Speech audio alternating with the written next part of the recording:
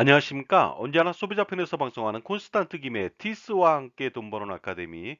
이번 시간에는요, 돈 버는 자산 관리가 되겠습니다. 건강보험, 피부양 자격 박탈 기준이 있습니다. 거기에 대해서 알아보고요. 평생 건강보험료를 적게 내는 경감시키는 방안도 알아보도록 하겠습니다. 먼저 건강보험 수지를 알아보도록 하겠습니다. 2013년도에는 5.9조 원 흑자가 났습니다. 2014년도에 5.8조 원 흑자, 2015년도에 5.1조 원 흑자, 2016년도에 2.7조 원 흑자가 났는데요. 2017년도부터 어떻습니까? 악화되기 시작해가지고 2018년도하고 2019년도에는 각각 3.3조 원, 2.9조 원이라고 하는 적자를 기록했습니다. 따라서 현재 20조 원의 기금은 2028년도에는 완전히 고갈될 것으로 전망됩니다. 자, 이러다 보니까 건강보험료를 인상하지 않을 수 없겠죠. 지금 굉장히 많이 인상되었습니다. 그리고 건강보험 피부양 자격도 기준을 강화시켜 갖고 건강보험 피부양 자격자를 박탈시키고 있습니다. 이름으로써 건강보험 재정을 충당하기 위한 노력이라고 볼 수는 있는데요. 국민들의 건강보험료 부담은 날로 증가하고 있습니다. 고통이 아닐 수가 없는데요. 피부양자 통계를 알아보도록 하겠습니다. 2022년도에는 1703만 9천 명이 피부양자로 등록되어 있었습니다. 2021년도에 1809만 명 대비해서 어떻습니까? 1년 사이에 105만 1000명이 감소했습니다. 무려 5.8%나 감소했거든요. 먼저 피부양자 등록 기준을 알아보도록 하겠습니다. 연간 합산소득이 개인별로 2천만 원 이내라면 등록이 가능합니다. 그리고요, 재산은 세대별 과세표준 5억 4천만 원 이내, 그러니까 시가 9억 원 이내고 연소득이 1천만 원 이내라면 등재가 가능하겠습니다. 또한 재산이 세대별 과세표준 9억 원 이내, 시가 15억 원 이내라면 충분히 그 피부양자로 등록이 가능하겠죠. 이때 배우자는 어떻게 될까요? 예를 들어서 소득 요건이 탈락된 배우자가 있다. 그러면 그 배우자도 동반 탈락이 됩니다. 하지만 재산 요건 탈락 시에는 본인만 탈락하게 되겠죠. 이번에는 피부양 대상자를 알아보도록 하겠습니다. 누구나 되는 것은 아니죠. 직장 가입자의 배우자와 직계 존속이면 되겠습니다. 이때 직계 존속은 부모님, 조부모님, 증조부님, 그 다음에 외조부모님이 되겠고요. 그리고 배우자의 직계 존속도 가능합니다. 장인, 장모님도 가능하겠죠. 그리고 직계 비속, 딸, 아들, 손자, 손녀도 가능하고요. 배우자의 직계 비속도 가능합니다. 그리고 직계 비속의 배우자하고 형제 자매도 가능합니다.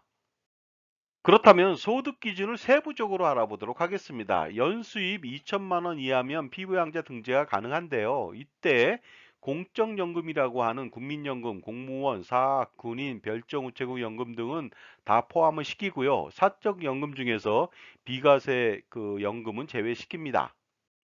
계속해서 세부 소득 기준을 알아보도록 하겠습니다. 이번에는 사업소득이 있는 경우인데요. 예를 들어서 사업자 등록이 없는 경우에는 연간 500만 원 이하면 피부양자 등재가 가능합니다. 그리고요, 세무서 구청에 주택임대 사업자 등록을 했을 경우에는 주택임대 소득이 연간 1000만 원 이하면 되겠습니다. 또한 주택임대 사업자 미등록 시에는 주택임대 소득이 연간 400만 원 이하면은 피부양자 등재가 가능합니다. 임대소득도 세부적으로 알아보도록 하겠습니다. 총수익 금액이라고 하는 것은 월세 플러스 간주 임대료고요. 이때 간주 임대료 산출 공식은 보증금에서 3억 원을 뺀 상태에서 곱하기 60% 곱하기 365분의 1 곱하기 연이자율 2.9%를 적용하면 되겠습니다. 그리고 필요경비 공제도 알아보도록 하겠습니다. 임대사업자는 60%를 공제해 주고요. 기본공제 400만 원까지 공제해 주다 보니까 1000만 원 이하라면 당연히 피부양자 등재가 가능하다는 뜻이고요. 미등록자는 50%를 공제해주고 기본공제 200만 원을 해주다 보니까 400만 원 이하는 피부양자 등록이 가능합니다. 비록 임대 등록을 하더라도 임대소득이 없는 경우에는 피부양 자격은 유지하겠죠. 세부 소득 기준도 알아보도록 하겠습니다. 먼저 이자 배당 소득은요, 총 수익 금액 전체를 보고 따집니다. 필요 경비는 없습니다. 다만 이자 배당 소득이 1000만 원 이내인 경우에는 소득으로 인정하지 않고요. 비과세 소득도 제외시킵니다. 사업 소득도 알아보도록 하겠습니다. 총 수익 금액에서 필요 경비를 공제한 금액이 바로 사업 소득이 되겠고요. 근로소득은 총 급여액이 되겠습니다. 따라서 비과세 소득은 제외하지만 근로소득 공제 전 총급여액이 되겠습니다. 연금소득도 마찬가지로 총 연금액이 되겠습니다. 연금소득 공제 전 금액이 되겠습니다. 또한 기타 소득은 필요 경비를 공제한 총 급여액이 되겠습니다.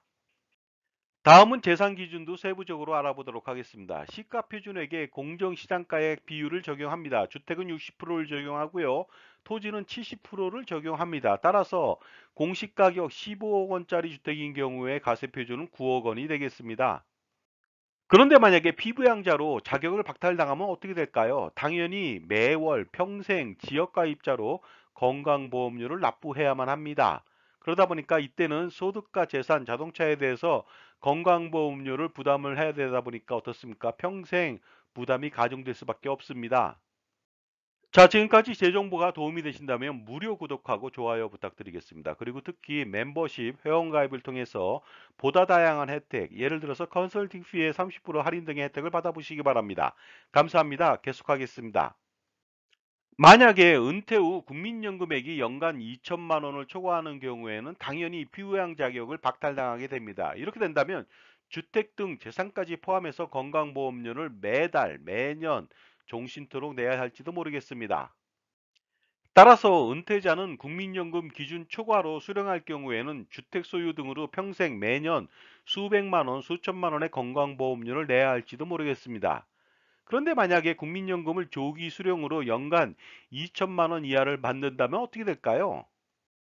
그러나 이것은 엄발의 오줌 누기가 될 수도 있습니다. 매년 7% 삭감 지급으로 당장 피부양 자격은 유지가 가능할 수 있지만요. 추후 매년 물가 상승률만큼 국민연금을 체증하여 수령하기 때문에 피부양 자격을 박탈당할 수 있다는 것입니다. 만약 그렇게 된다면 국민연금 조기 수령으로 평생 손실이 발생하게 됩니다. 보통은 78세부터 손해가 발생하게 되고요. 그리고 어떻습니까? 평생 건강보험료를 납부하다 보니까 부담이 가중되겠죠. 따라서 설상가상이 아닐 수 없겠습니다. 따라서 근본적으로 건강보험료를 해결할 방법을 찾을 필요가 있겠죠.